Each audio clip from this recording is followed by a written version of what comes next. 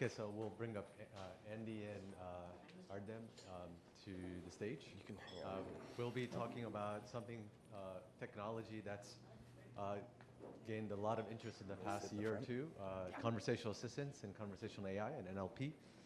So with that, give a round of applause to Thanks for your invitation on LinkedIn. Yeah. Hi.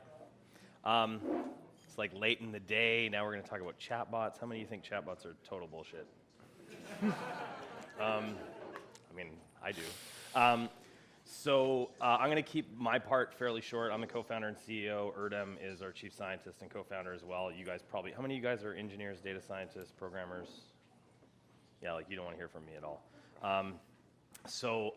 But nobody knows who Automat is because we're just this rinky-dink startup out of Montreal.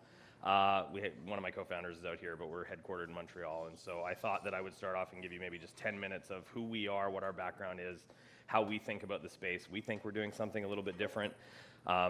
Presumably that's why Jas invited us out. And so I'll do 10 minutes on that, and then Erdem will come in and tell you all about the technology. So a little bit about us. I personally have spent, this is like embarrassing, my 19th year working on conversational software. It was these things, which half of you in the room are too young to even have ever used, but that's good because you would hate me if you had used them, right? These are the how may I help you phone call things where you then frantically mash the 0 button trying to get to a person. So I've done so many of those, it's awful. But that was the commercial start of speech recognition and conversational software, right? So most of the stuff came out of SRI. Just down the road, Nuance was really the first company to commercialize this. I worked at Nuance for a god-awful amount of time. And then I tried to redeem myself by building the first ever mobile voice assistant for the enterprise. So this is sort of a Siri for companies. It was a thing called Nina. It's very Googleable. It was the first one out there, and I thought, I'm going to rescue all these terrible IVRs that I built, that's what those phone things are called, and I'm going to build something that's going to be like Siri. It's going to be awesome. If you guys have ever ordered pizza through Domino's, Dom voice mobile ordering, or that was probably the one in the US that most people would know if they did it. We did that, and it turned out though, I'm Canadian, so I'm like more self-effacing. I sometimes say my career is composed of the first half is I built a bunch of shit that everyone hates, and on my second half I built a bunch of shit that no one uses, which is the mobile voice assistants, right? So, awesome resume. But the thing is, like, nobody is paying attention to this, right? Which is, Tim Cook said at WWDC that they were doing 10 billion transactions a month on Siri, and then just recently at the Apple event, he said they're about to ship their 2 billionth iOS device. So you guys do the math, right? Like the accidental time you hit Siri when you're typing, that basically accounts for all of the Siri usage. So it's just not getting used. No offense to Apple, right? It's everybody, it's just not getting used. You guys aren't using them. No one here today has talked to a mobile voice assistant. So voice on mobile is effectively a failure. So now I'm like, now what do I do, right? I've spent like 15, 16 years at this point working on computers you talk to and everyone hates it and doesn't use it. So then I thought, like, ta-da, I'll start a chatbot company. So we did have a slightly different version of this, though. We did actually see people trying to message the voice assistants that we had built. And so there was all this stuff with Facebook was going to open up and other platforms were going to open up. And I think now if you look at it, like Facebook's open, Google's doing really interesting stuff with rich business messaging. It's basically like every Android SMS is going to have Facebook Messenger level messaging capabilities, rich buttons and bubbles and all that kind of stuff. So messaging, Instagram is likely going to open up. Like there's a bunch of platforms now. So I think it's actually an interesting platform play. WhatsApp is open. Conversational AI is not new, but what is new is that we could have a small startup and we could actually build our stack from the ground up. So we built absolutely everything, right? So TensorFlow we use, but everything above that we built. You couldn't do that, right? In the dark old days of feature engineering, you just couldn't build a stack yourself. We had a bunch of ideas about how we could build a better stack.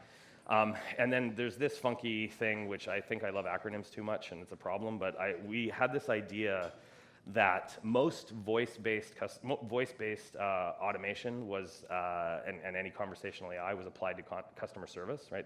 And everyone hates it. You've already got a problem, and now you have to talk to a bot. It's awful. But what we didn't think was being well-serviced, we thought, what's conversational AI good for? Like when you talk to people, you often talk to people to sort of garner their expertise, right? And so we thought that you could bring, we think the web's like 25-ish years old, right? It's a self-service web, and there's just tons of stuff out there where people still like go to stores or they go to places, we come places like this, because they're just not getting what they want over the self-service web, right? And so we thought we could bring this guidance and recommendation, advice, kind of a consultative sales experience, expertise about products to the web. And we started out calling this conversational marketing. It's an old term. People have been trying to use that for years. We reclaimed it from the dustbin, and hopefully this time it'll be conversational. We're doing more sales and service now, but we started in marketing. So a couple of things that we think we do that are a little bit different. There's certainly people out there that think this, but we just really don't. This is where you hate me now. We really don't think that programmers should be the folks that build these systems, right? We think the people that are close to consumers, close to customers, this is designers, marketers, should be able to build these systems. Today, it's just not true, right? You basically have to know what an intent is, you have to know what an entity is, you have to write code to build any dialogue. We think there's another way. We also went super vertical, right? So almost everyone tried to build a horizontal platform, right? You're a VC-backed company, you have to go to scale. Classic book, Crossing the Chasm, Jeff Moore, still our Bible. Going deep actually leads to breadth in a solution, so this probably gives you a hint of the verticals that we went into. I'll get there in a second. Messaging, not voice, is the sort of most important channel, we think. I definitely think the idea that we are moving from a messaging and text world to a voice world is wrong. Totally. The example I always use is like anyone who's got, a partner, spouse, significant other, you're on a plane, like you're never gonna go, I love you, mwah, mwah, mwah. Right? It's not gonna happen. You're gonna text them and use emojis, and you're gonna do that, and there's a place for that. So they're two different modalities, and I think they will have their place, and right now the biggest opportunity is in messaging. And finally, customer service should come last, right? So give people a great experience, have them give you a great NPS, a great CSAT score, and then when they have a problem in the future, they'll come to this channel and enjoy it and use it successfully. Don't start with customer service. So this is just like I have a lot of opinions, and why should you listen to me? And none of this is that big a deal, but I think it's important that, we've been able to get a really good group of people around us. So Ron Krohn's the guy that started Nuance, brought the company public. Gary from Tell Me, how many of you guys know Tell Me? Tell Me was acquired by Microsoft for reported over $800 million, easily the most successful conversational software company ever. Nuance is, powered Siri and others, was also very big. Amy, who's on the board of Adobe, is on our board. Richard Socher, who many of you probably know, is an investor and advisor, runs Einstein. So for Rinky Dink Tim, who's awesome and a conscience for the company, also an investor and advisor. So we've got, for a Canadian company, a pretty decent Bay Area board, group of investors and advisors. We raised an okay amount of money. It happens to be the most amount of any startup. This is very early in this space, right, in the conversational AI space. And we have a bunch of partners that I accidentally skipped over, but they're our partners. They're awesome. These are the companies that I can talk about that we work with, right? So these are all beauty companies. So this was very weird. We went out into the world and we said, hey, conversational AI, we're going to apply it. We want guidance and recommendation and expertise and all this stuff. And all of a sudden, beauty companies started coming to us. This is very weird. I don't know anything about this space. Nobody in our company knew anything about this space. But it was very nice to be going and working with these big brand names. And these are big companies, right? Like L'Oreal's the third largest CPG company in the world. They happen to be the biggest beauty company in the world. Coty, another big brand. And so we started working with these companies, and we actually discovered that it was allowing us to build a stack, which Erdem's going to talk about, that even though we were solving for beauty, this thing that no one in the room knows about and thinks is really weird, it allowed us to solve some really interesting problems. Again, this woman reports to the CEO of L'Oreal. She's the global chief digital officer. She's on magazine covers all the time, and she got it. She said, hey, if I have a conversation with someone and you tell me about yourself, that's information that I can use to personalize the experience, and ultimately I can make a buck out of it and sell, right? So pretty cool. I think we used to have this slide. This slide's almost a year and a half old, and we started calling digital marketing digital monitoring, right? And now everyone gets it. It's pixels and cookies follow you around the web, and you track what you search for, and you like something on Facebook, and I'm a cold hard capitalist, man. I don't care if that happens, if the experience is awesome, but what do we get? Spam email.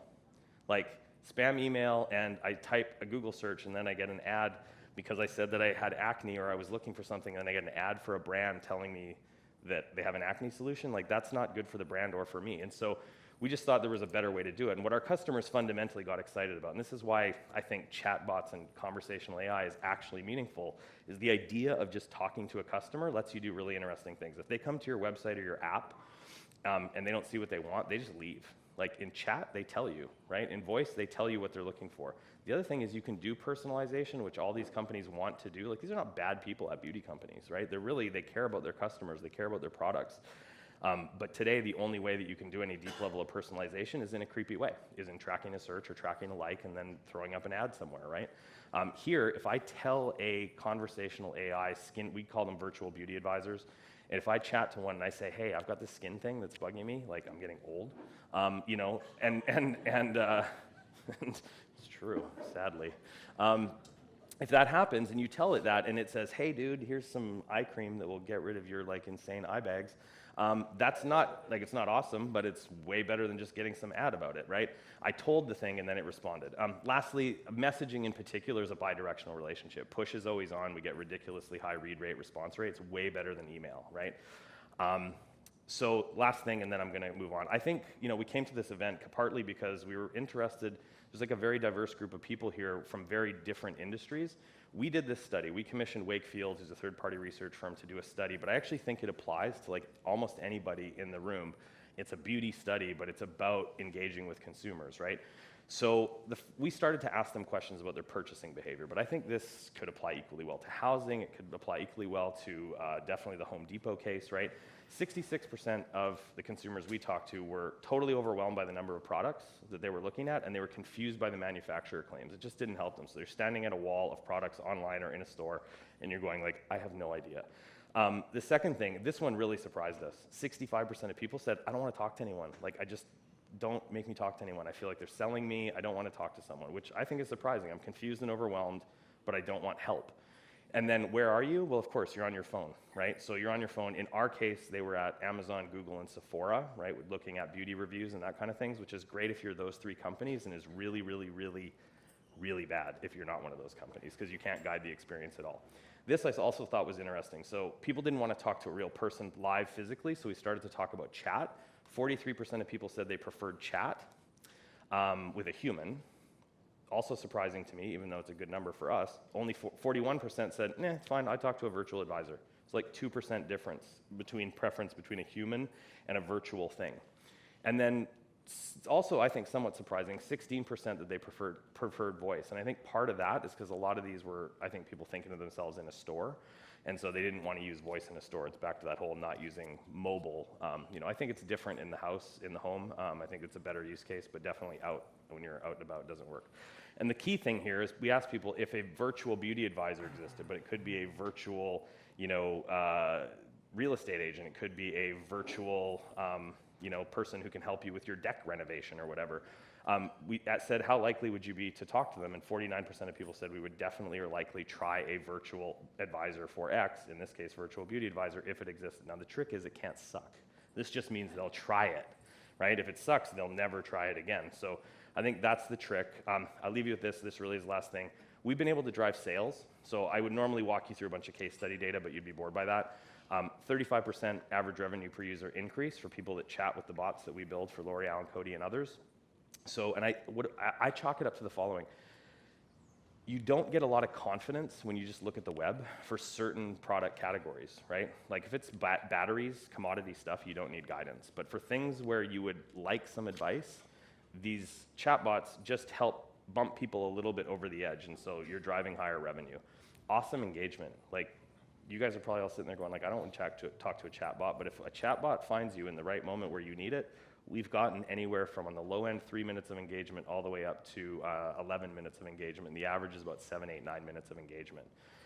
And we get really good CSAT and NPS, and we put buttons in front of people. How did you like chatting with me today? I loved it, I hated it, it was so-so. 82 to 92% of people say, I loved it, right? The highest possible one. Again, because it's meeting a need for them, right? Great consumer insight channel. Every 8 minutes of chatting with them, we take every single question you answer, goes into a CRM, right? So that's data that they can use. It's first-party data. They own it. They don't have to rent it from Google or Facebook, which they like. One stat, just to give you a sense of that, most websites are able to get about a 5% email opt-in rate. We've gotten 60%. 60% of the people come in and go, I'll give you my email. That's fine. And then lastly, and I think interestingly, businesses are starting to wake up to the fact that chat and voice are not different things. So there's a conversational, I'm seeing actually a lot of titles in executive titles now come out that have conversational AI in them, and I think it's people understanding that they can, you build chat, you guys have probably seen, there's buttons and stuff, so it's not always a text experience. and you can actually build a chat experience with very limited AI in it that will work, build a data set, improve it. But when you do voice, you have to have the data set. And so people are starting to see that you can start with a chatbot, start in messaging, build a data set, and then bring it to voice. With that, I went way over. What else is new? I'm going to introduce you to Erdem, our chief scientist, who's going to walk you through the technology that helped us get those results I talked about. Thanks. Thanks, Andy.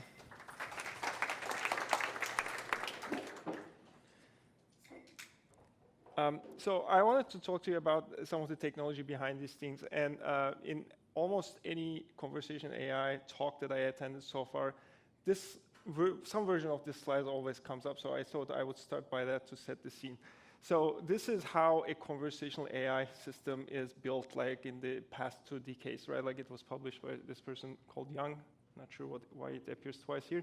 But basically, like a conversational AI system is a system where like you can talk, you can say something like my skin is sagging a bit and I want to be more glowy, and then you expect it to come up with a smart answer to help your concerns, right? And the way it is usually built is if it is spoken, if it is a voice kind of system, then you would have the speech recognition component that translates your voice signal to text, and at the end, you would have the text-to-speech component, which would take you the text generated by the system and then it transforms it to a voice signal. My contribution to this slide is the message bubbles, because like as we just talked about, this becomes more like the platform where people chat about things. Initially, I thought it was actually a better thing because like you just eliminate the speech components out of it. It turns out to be a big challenge because the texting language is way more complicated than the dictionary generated speech outputs.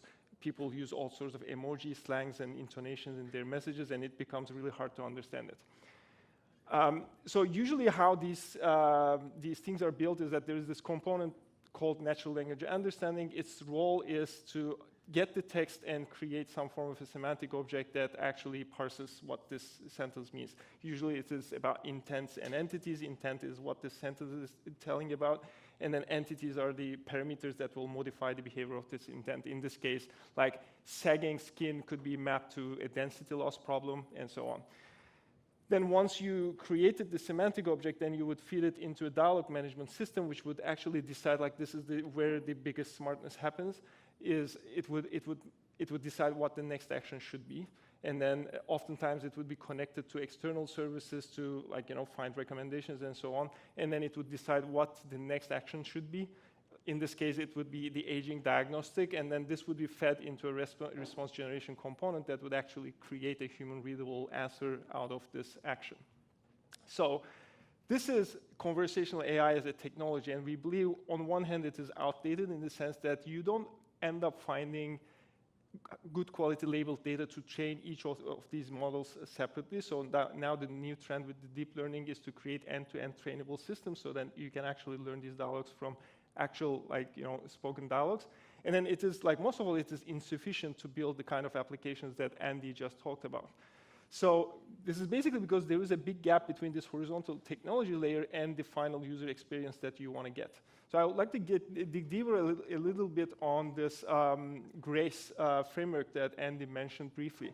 So GRACE is like how to build an advisor technology which can talk to you, right? And G of GRACE is or guidance. It's about someone is coming in and they're saying that they have dry skin and lines around the eyes. They're expressing a problem. It's about walking them through a sensible set of questions to get to understand better what their concerns are.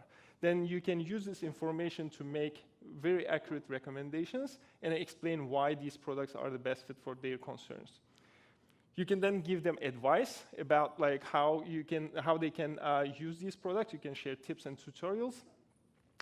You can go beyond a text-to-text experience as if they were consulting someone. You can actually use a face diagnostic using image recognition, or maybe show some of the potential results of what they would get to. And then you can offer them expertise.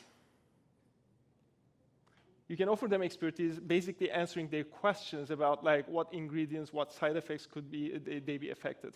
So as Andy said, we are really in the realms of this vertical approach to finding problems to create great user experiences. And then obviously we are thinking about generalizing this vertical approach to other fields. So one obvious field is fashion. Someone comes in and says I am looking for a look like Meghan Markle. then you would actually ask them more questions about understanding what their preferences and what they're looking for. And then you could do recommendations of like some of the cloth pieces. You can give them advice about how to combine this with different accessories, and then like so that they can get to that look that they're looking for. You can do the same consultation layer with maybe some augmented reality, virtual try-on technologies are getting better and better. You can embed this into this conversational experience. And finally, you can answer some of the questions that they might have about the fabrics or like where these clothes are made of. So as we were coming here, we made the mental exercise of how does this apply to housing, right? And actually, it turns out it applies pretty well. Like, I believe a housing experience starts with a problem. Like, I'm moving into the city, Austin. What kind of house should I buy or rent? And then you can, the same way you can guide them through questions to better understand like what are the must and nice to haves in this. And then you can lead them towards the recommendations to find the best properties. You can give them advice about shared tips and like the neighborhood schools events that are happening out there so that they can get the most out of the property that they would get. And then you can actually, this morning I think it was Stan mentioning that like you can offer them a like virtual walkthrough into the house so that they can visualize what is going to happen if they buy this house. And then again, you can answer their questions about, like potentially the renovation history of the house, like what kind of building materials that has been used, etc. So now, when you look at it from that perspective, the conversational AI layer is just the green component in there. So we have built some technology that I will go more in depth.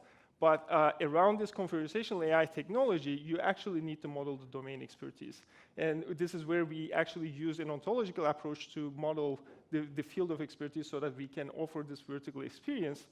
And this same ontological model is used to label the products so that we can actually understand what these products are and then talk about them in a smart way. Obviously, this knowledge about the products and the field of expertise are used to build the kind of features that I just talked about like offering these diagnostic and guidance and making recommendations, offering them tips and reviews. And these features come alive through another tool which is built for designers, because we definitely believe that like this is a designer job to create this final experience so that they can create snippets of these conversations which is built together in this tool in order to create the final conversational experience.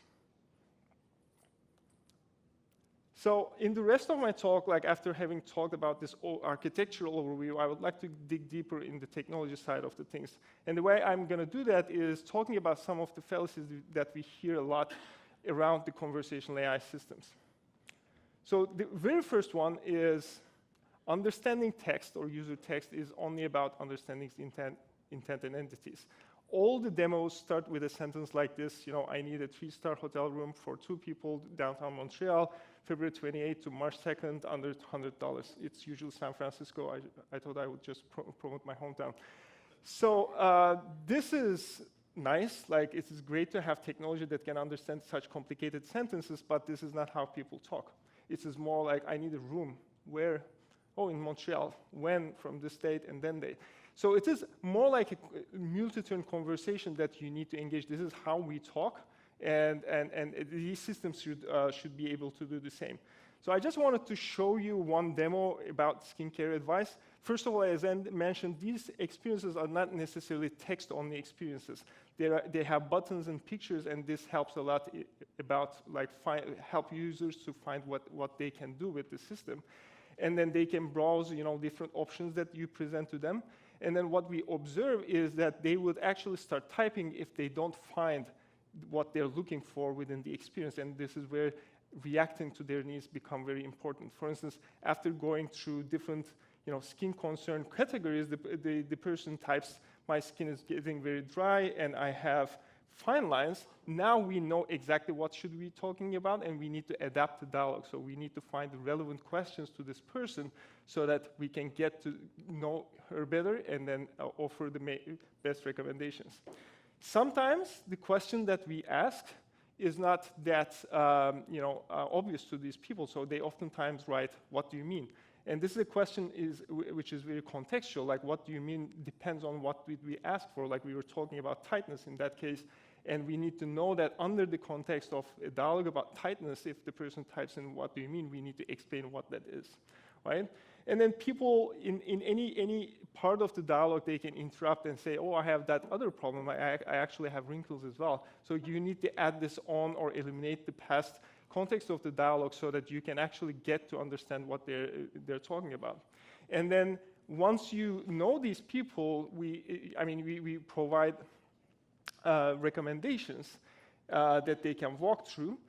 And because this is a personalized experience, it is super important to be explained why this product is recommended to them. So here it is very important that we generate personalized answers that map what this product is good for and what this person is looking for. And obviously, in every one of these conversations, there's always some customer service related questions to make the final decision about shipping, return policies, and so on. And these are the things where the text inputs are very, very used by the users.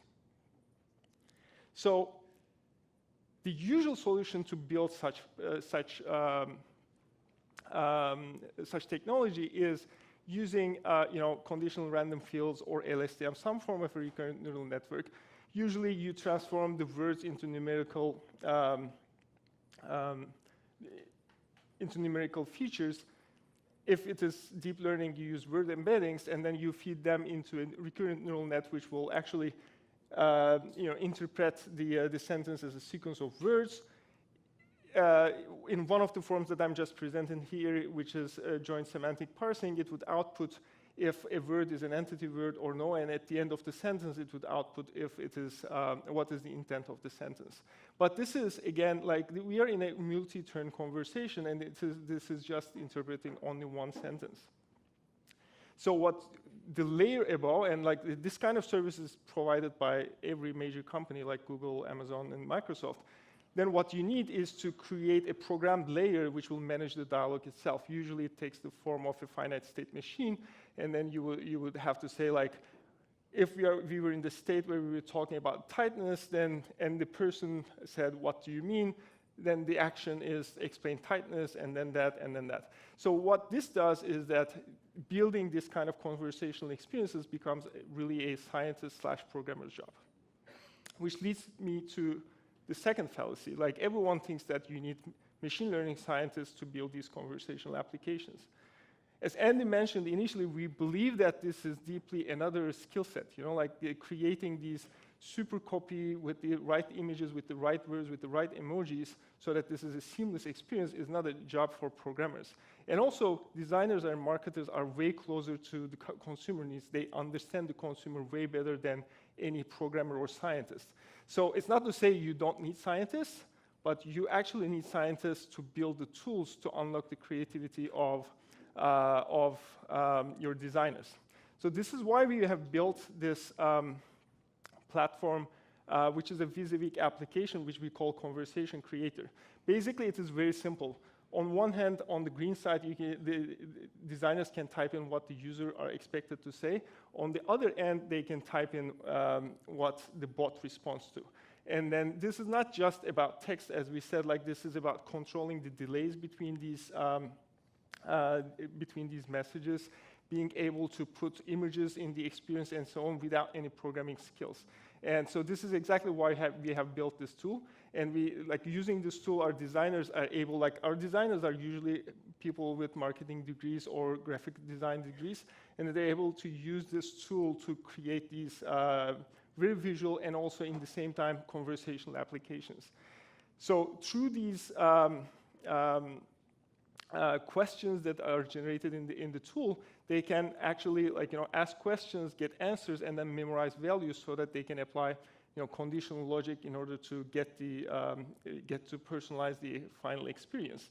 And at the same time, as I was saying, some of the sentences that people may ask are totally contextual, and then actually our tool allows designers to put these kind of contextual expected sentences within a certain conversation. So these questions, when they are asked here, like if it is about tightness, it would explain tightness. If it is asked elsewhere, it would explain what this other thing is. So, so with this tool, like basically we are able to extract the job of creating a bot as a job of a designer, who doesn't need any programming experience. I'm just seeing that this timer went to 0, but I don't think it is correct. It is actually correct. Oh, yeah? Take another 5-10 minutes. Interesting. All right, so I just wanted to talk to you about the technical features of which is underlying this conversation creator. So one of them is about encapsulating all these messaging components, so all the visual aspects. The other part is about being able to capture all the possible interactions within the dialogue with the training samples that the users can put. And then the other part is the programmable interactions. Like when I'm saying it's a designer job, there's always this interaction with the third-party application, so that you actually need to define where the programmers need to be in the design flow. So this is what is captured. And in order to capture that, we actually created a markup language which we call BotML, which is like as you would define an HTML page through a site like Wix, like you're using our tools, and it generates the markup language for building tools.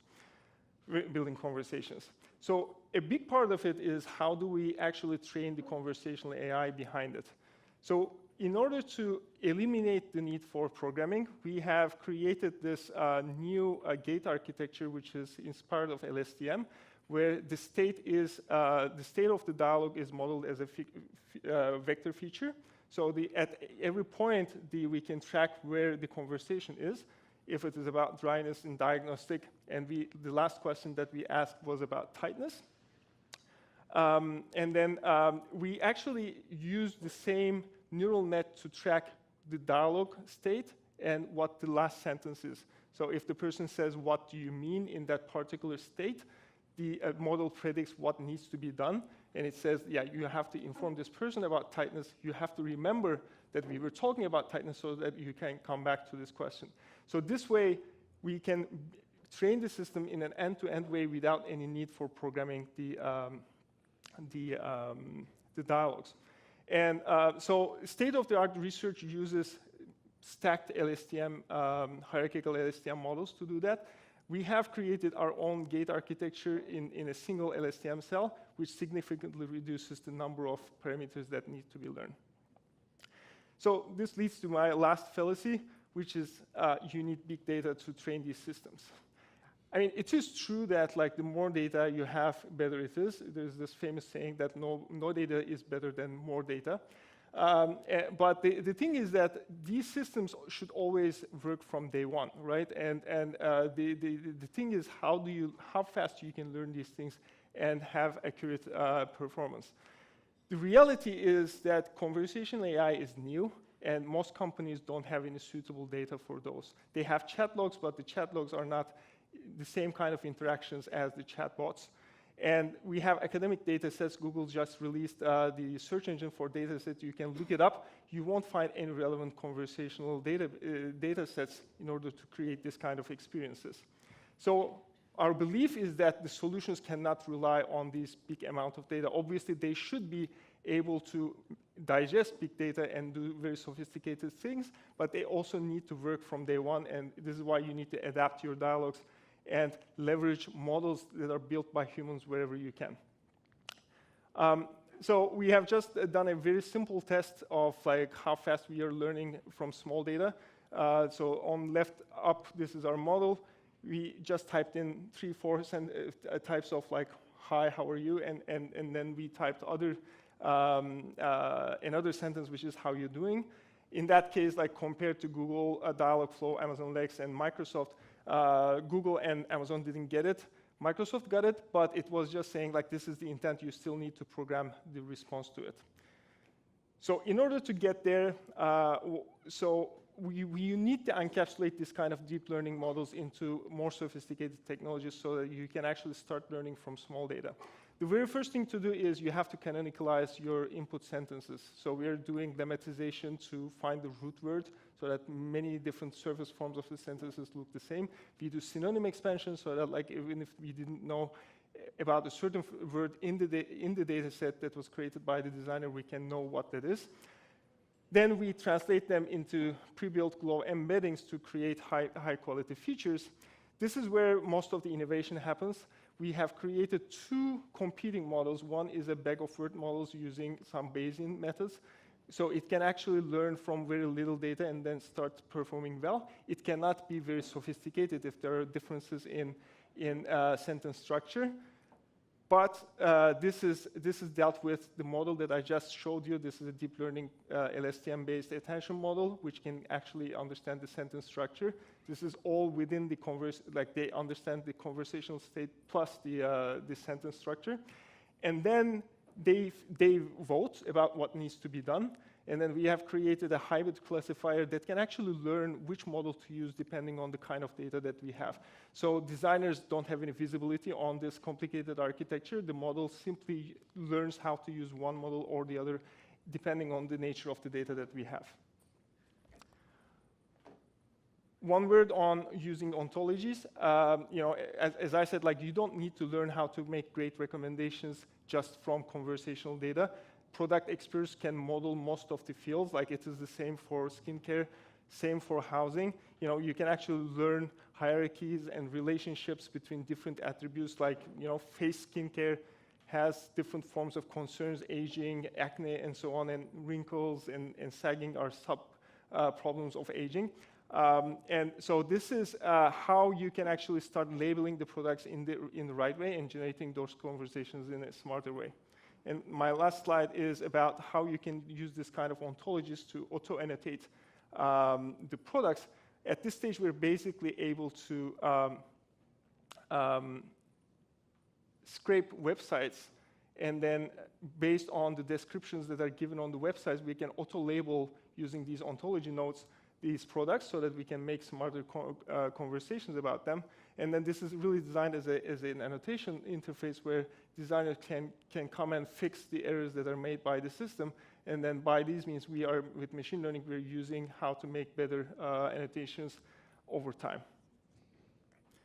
Sorry for running out of time. I will just stop here, and then I will invite, so I will wrap up. So usually this is how we end the presentations. Like we say, beauty is personal, your marketing should be too. It's all about creating personalized conversations.